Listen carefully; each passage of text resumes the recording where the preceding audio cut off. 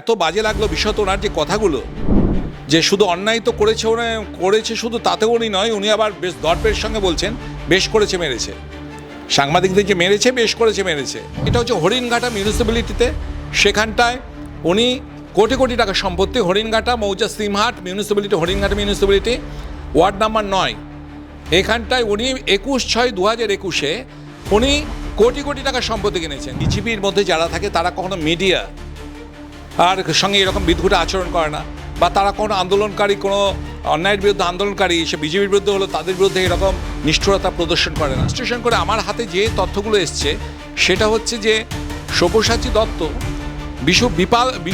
বিশাল পরিমাণে সম্পত্তি ওর এবং ওনার মিসেসের নামে করে রেখে দিয়েছেন। দুদিক দিয়ে সাহসী আক্রমণ হচ্ছে সব্যসাচীর এই ঔদ্ধত্যের বিরুদ্ধে। একটা হচ্ছে সিবিআই, ইডি এবং ইনকাম ট্যাক্স ডিপার্টমেন্টকে আমি এগুলো জানিয়েছি, এবং আপনার ওর চেয়ারম্যানশিপ পদটাকে ক্যান্সেল করার জন্য আমি অলরেডি সংশ্লিষ্ট দপ্তরগুলোতেই জানিয়েছি।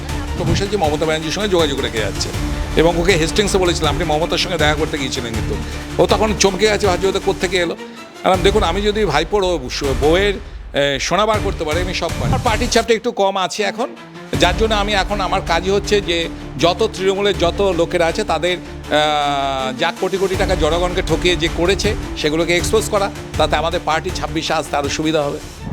সব্যসাচী দত্ত আপনাদের দলে ছিলেন, সেখান থেকে তৃণমূলে এলেন, এবং আমরা দেখলাম বিকাশ ভবনের সামনে যখন চাকরিহারা শিক্ষকরা অবস্থান বিক্ষোভে বসেছিলেন তখন সাংবাদিকদের গাল টিপে তিনি আইন নীতি বোঝাচ্ছেন।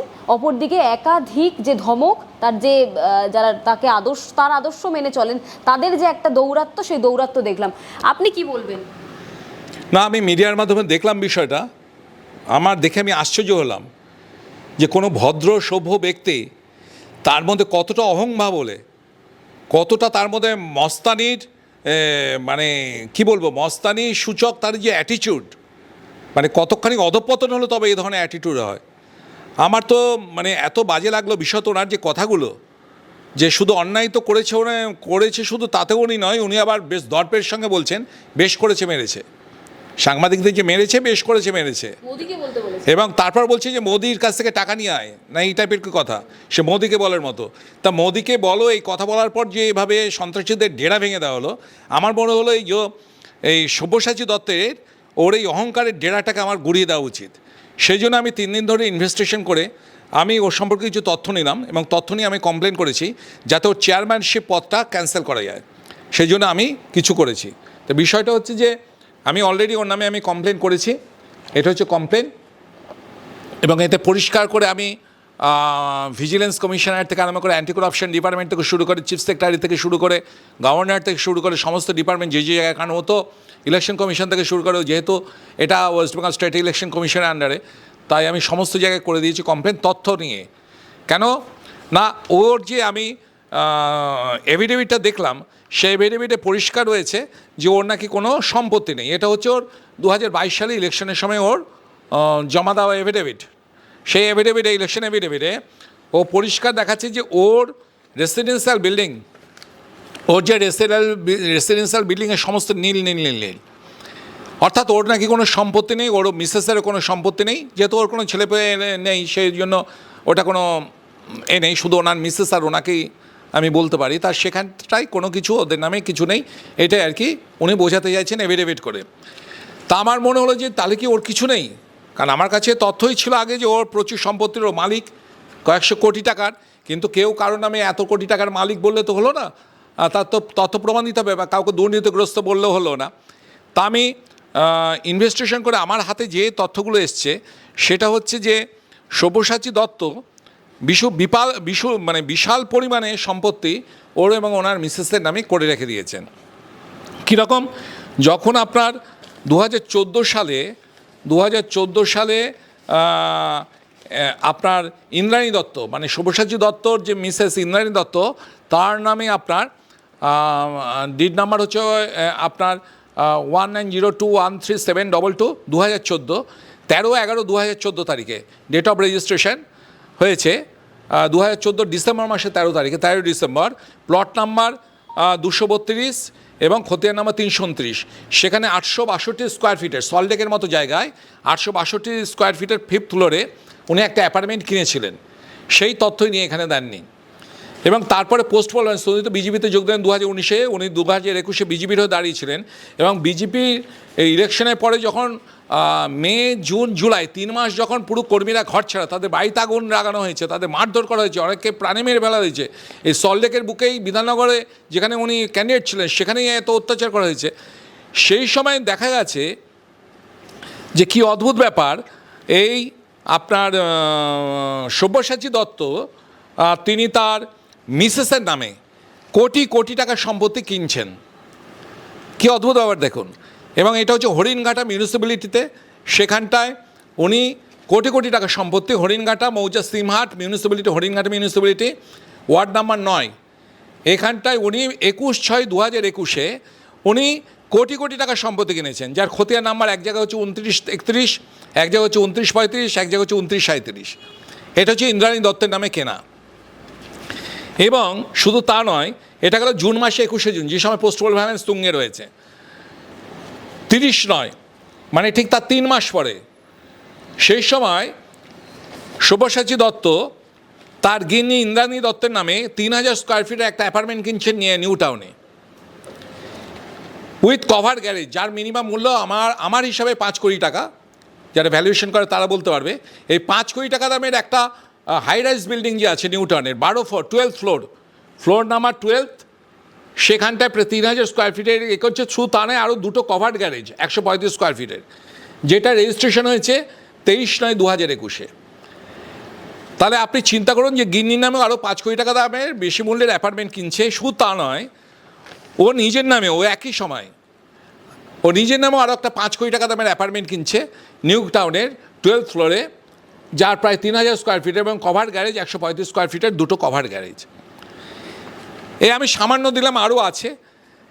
এছাড়া এই যে কোটি কোটি টাকার ছাড়াও, যেটা উনি এভিডেভিটে উল্লেখ করেনি, উনি এবং সব্যসাচী দত্ত এবং ওনার মিসেস ইন্দ্রাণী দত্ত এই দুজনে হচ্ছে 2টো কোম্পানির ডিরেক্টর। তার প্রমাণ দেখুন। একটা কোম্পানির নাম হচ্ছে software media network private limited. এইখানটায় পরিষ্কারভাবে রয়েছে ইন্দ্রাণী দত্ত হচ্ছেন একটা ডিরেক্টর এবং আর একটি ডিরেক্টর হচ্ছে সুরেন্দ্র কুমার, যার এই কোম্পানি দুটোর আপনার অথরাইজড ক্যাপিটাল হচ্ছে 3.25 crore, 3.25 কোটি টাকা অথরাইজড ক্যাপিটাল।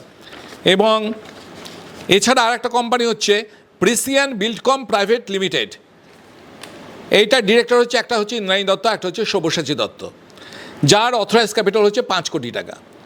তাহলে 2টো কোম্পানির দুজনের ডিরেক্টর, স্বামী এবং স্ত্রী, কোটি কোটি টাকা তাদের সম্পত্তি। এর বাইরেও আরও প্রচুর আছে। এছাড়া ওনার প্যান কার্ড নিয়ে সার্চ করলে দেখা যাবে, ওগুলো তথ্যগুলো আছে, আমি সব ডিসক্লোজ করছি না এখানটায়, কারণ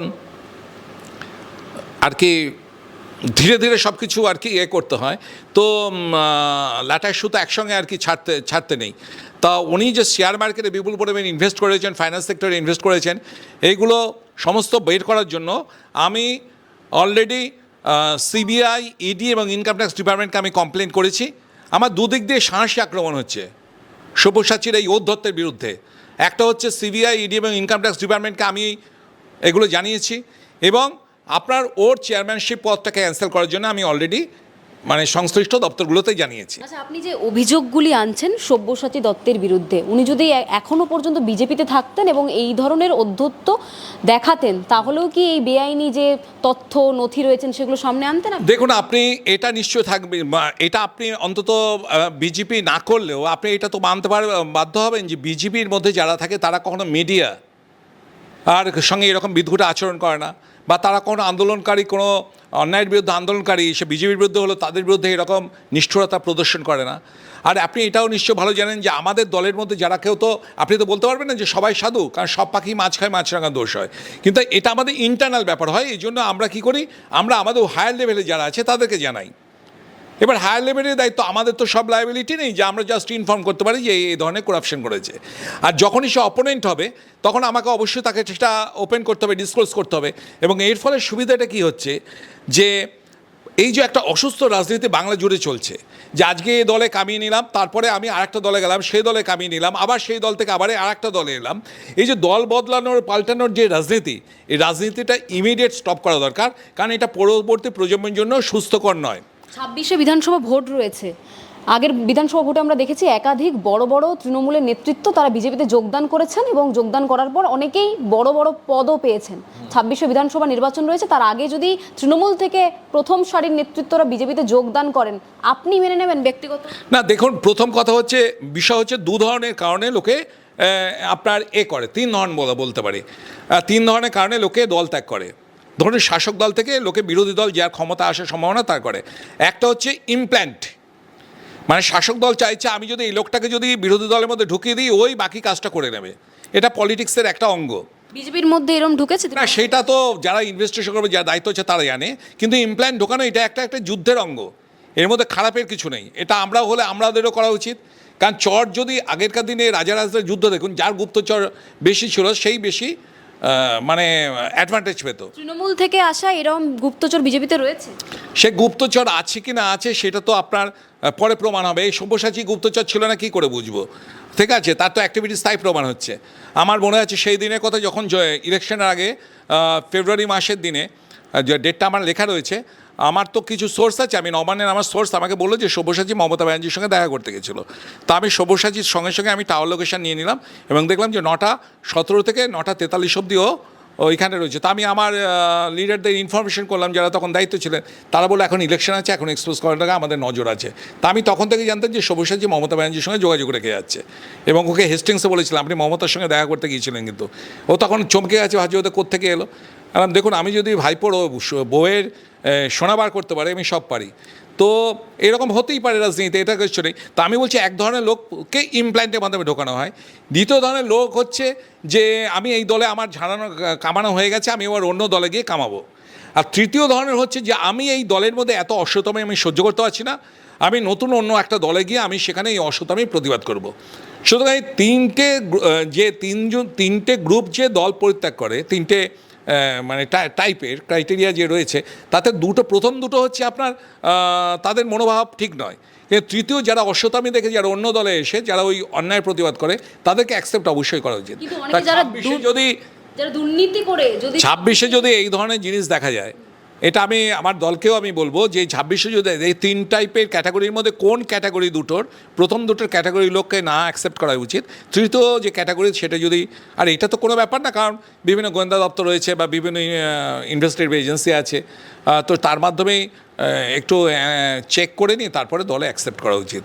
এই যে সব্যসাচী দত্তের বিরুদ্ধে নথি সহ আপনি বিভিন্ন অভিযোগ করছেন এবং তার আর একটা আমি বলেছি নিয়ে আপনাকে, যেটা বলা হয়নি, যে অ্যাসেটের বিষয়টা পরিষ্কার হয়েছে, যে যে ফলস ইনফরমেশন দিয়েছিল, সেখানে providing false information is an election affidavit specially regarding assets can be a form of corrupt practice under the Representation of the People Act 1951।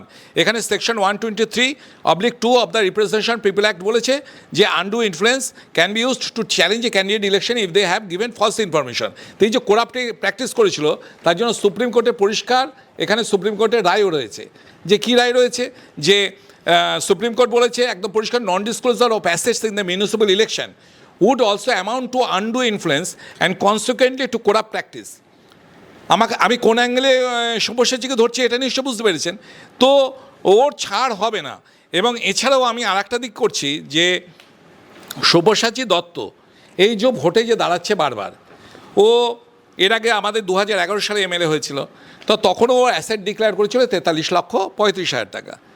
ঠিক আছে, তারপরে 2016 সালে ও দাঁড়ালো, ওর অ্যাসেট ডিক্লেয়ার করলো হচ্ছে 2,35,79,034, মানে প্রায় 6 গুণ। আপনার ব্যাংকে যদি আপনি টাকা রাখেন, তাহলে আপনার মিনিমাম 9 বছর লাগবে ডবল হতে। আর পশ্চিমবাংলার যা বিজনেসের অবস্থা, তাতে কোনো বিজনেসেই আপনি 10 বছর আগে ডবল পাবেন না। সেখানে 5 বছরে 6 গুণ বাড়িয়ে দিল সব্যসাচী দত্ত। তারপরে সে 2,35,00,000 টাকা, তারপরের 5 বছরে অর্থাৎ 2021-এ যখন বিজেপি থেকে দাঁড়িয়েছে, তখন ওর হয়ে গেল 7,35,53,053 টাকা। এবং তারপরে শুধু নয়, ও যখন আবার এখানে দাঁড়ালো, ও যখন তার কয়েক মাস পরে, মানে বিধানসভা ইলেকশনের কয়েক মাস পরে, 8-10 মাস পরে ও যখন এতে দাঁড়ালো ওই পুরসভা ইলেকশনে, তখন দেখাচ্ছে ওই টাকাটা হয়ে গেল হচ্ছে 11 কোটি টাকা। ওর হচ্ছে 7,10,05,203 টাকা 33 পয়সা। এবং 3 কোটি, ওর বউয়ের হয়েছে, গিন্নির হয়েছে 3,56,00,000 1,80,317 টাকা 26 পয়সা, প্রায় 11 কোটি টাকার মতো। তা আমি ইনকাম ট্যাক্স ডিপার্টমেন্ট এবং ইডিএস সিবিআইয়ের কাছে আমি এইটাই লিখেছি, ইনকাম ট্যাক্স ডিপার্টমেন্ট তো যে কোনো আপনি চিঠি করলেই সকলের বিষয়টা তদন্ত করবে, সিবিআইটা তো অত আর ইডির ব্যাপারে একটু কাঠখড় পোড়াতে হয়। তো সেখানটা আমি এটা লিখেছি যে 43 লক্ষ টাকা কী এমন বিজনেস আছে, কোন জাদু বলে এই 43 লক্ষ টাকা 11 কোটি টাকায় 10-12 বছরে পরিণত হয়। কারণ বিজনেসটা জানতে হবে তো, কারণ এখন যে হারে বেকার বেড়েছে ওয়েস্ট বেঙ্গলে, তাতে প্রচুর ছেলে তো বিজনেসে, সে বাণিজ্য বশত লক্ষ্মী আমাদের বিবেকানন্দ বলে গেছিলেন বাঙালিদেরকে বিজনেস করার জন্য, তা সব্যসাচী দত্তই আমাদের পায়োনিয়ার হবেন, তিনি সমস্ত যুবকদেরকে বিজনেসটা শেখাবেন। মুখ্যমন্ত্রী চপ শিল্প বলছেন, তারপরে না যাই শিল্প বলবো, সব্যসাচী দত্ত এই যে 43 লক্ষ টাকা কীভাবে বিজনেস করে এই 12 কোটি টাকাতে 11 কোটি টাকাতে রূপান্তরিত করেছে, এইটা আমি এক্সপোজ করতে যাই যাতে সমস্ত ওয়েস্ট বেঙ্গলের যুবকগণ যারা বিজনেসের মাধ্যমে প্রতিষ্ঠিত যায় তারা যাতে জানতে পারে। আরেকটা প্রশ্ন করতে চাইছি, আপনি ডায়মন্ড হারবার লোকসভাতে দাঁড়িয়েছিলেন এবং সেখান থেকে এই যে করুণাময়ী চত্বর কিংবা সল্টলেক চত্বর অনেকটা ডিস্টেন্স রয়েছে, এখানে তো বিজেপির বড় বড় তাবড় নেতৃত্ব রয়েছেন, কিন্তু তারা কেন এত অভিযোগ করতে পারছে না, তাদের কাছে কেন এত নথি নেই? আপনি ডায়মন্ড হারবার থেকে সরাসরি সব্যসাচী দত্ত, যিনি কিনা সল্টলেকে বসে রয়েছেন, তার বিরুদ্ধে তিনি কি করছেন, কত টাকা ছিল 6 বছর আগে, কত টাকা এখন বর্তমানে রয়েছেন, এত তথ্য আপনার কাছে কি? দেখুন, আমি যদি ডায়মন্ড হারবারে যদি বক্তব্য রাখতাম কেউ পাত্তা দিতেন না, যে সেই হচ্ছে ব্যক্তি যে বাঘের ঘরে গিয়ে যুদ্ধ করে। আমি ওই জন্য বিধাননগরে এসে উপস্থিত হয়ে আপনাদের প্রেসকে বলতে বাধ্য হচ্ছি। কী বললাম বোঝা গেল? আর আপনি কি আমাদের ঘরে ঝগড়া লাগিয়ে দেবেন? কে কী করছে না করছে আমার কি জানা দরকার? আমি যদি ভাইপোর বইয়ের ব্যাগে সোনা বার করতে পারি, আমি যদি অভিষেক ব্যানার্জির MBA এটা যে ফলস, ও যে ক্লাস 8-এ সব সাবজেক্টে ফেল করেছে সেটা যদি এক্সপোজ করতে পারি, আমি সব পারি। কিন্তু তাও বিজেপির যে নেতৃত্বরা রয়েছেন এই সল্টলেকে বসে থাকে, প্রতিনিয়ত তারা আসেন, নিজের কাজ করছেন বিজেপির তরফ থেকে, তারা কেন চুপচাপ রয়েছে? না, তারা চুপচাপ নেই, তারা পার্টির তো প্রচুর চাপ আছে, তো বোঝেন তো 26-এ ইলেকশন আসছে, পার্টির প্রচুর কাজের মধ্যে তারা ইনভলভ আছে, সেই জন্য তারা সে কাজ নিয়ে ব্যস্ত। তাহলে পার্টির চাপটা অনেকটা কম রয়েছে? আমার পার্টির চাপটা একটু কম আছে এখন, যার জন্য আমি এখন আমার কাজই হচ্ছে যে যত তৃণমূলের যত লোকেরা আছে তাদের যা কোটি কোটি টাকা জনগণকে ঠকিয়ে যে করেছে সেগুলোকে এক্সপোজ করা, তাতে আমাদের পার্টি 26-এ আসতে আরও সুবিধা হবে। অভিজিৎ দাস ববি তিনি রাজ্য পুলিশের থেকেও আগে চলেন, এটা কি করে সম্ভব? কোথায় কি হবে, আপনার কাছে কি করে খবর চলে আসে? রাজ্য পুলিশ না, রাজ্য মানে গোয়েন্দা দপ্তরের থেকে নাকি? না, বিষয় হচ্ছে দেখুন, আমি তো অ্যাকচুয়ালি ছোটোবেলা থেকে আগাথা ক্রিস্টি শার্লক হোমস গুলে খাওয়া ছেলে। হ্যাঁ, তো ন্যাচারালি কোনো জায়গার কোনো কিছু দেখলে আমার মনে হয় যে ব্যাপারটা এই সব্যসাচী যদি সাংবাদিকদের না মারতো, সব্যসাচী যদি মোদির এগেনস্টে যদি কিছু না বলতো, তাহলে আমি এগোতামই না। আমার তো সম্ভব না সকলের পিছনে কিছু করা।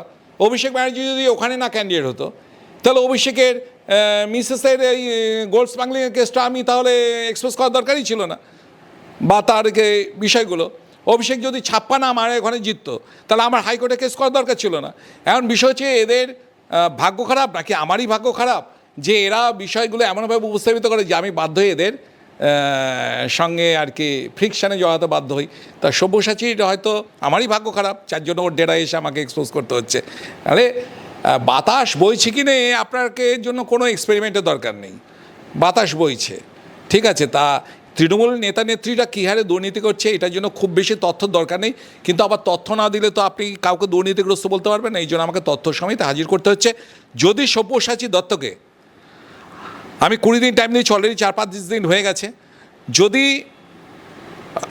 20 দিনের মধ্যে মানে আপনার আগামী 15 তারিখের মধ্যে যদি 15 মের মধ্যে যদি সব্যসাচী দত্তকে যদি মমতা ব্যানার্জির সরকার, যেহেতু এটা মিউনিসিপ্যালিটি, তো এটা মিউনিসিপ্যাল কর্পোরেশন, তো এটা স্টেট ইলেকশন কমিশনের আন্ডারে, একে যদি সব্যসাচী দত্তকে যদি না সরায়, তাহলে এটা জেনে রাখবেন যে 10 তারিখে অভিষেকের বিরুদ্ধে কেসের ডেট আছে, ওই দিনই আমি সব্যসাচীর বিরুদ্ধে ফাইলিং করে আসবো ওকে চেয়ারম্যান পদ থেকে হঠাতে, এবং আমি জানি যে যুদ্ধে আমি জিতবই।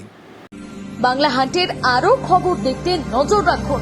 বাংলা খবর মানেই বাংলা হান্ট।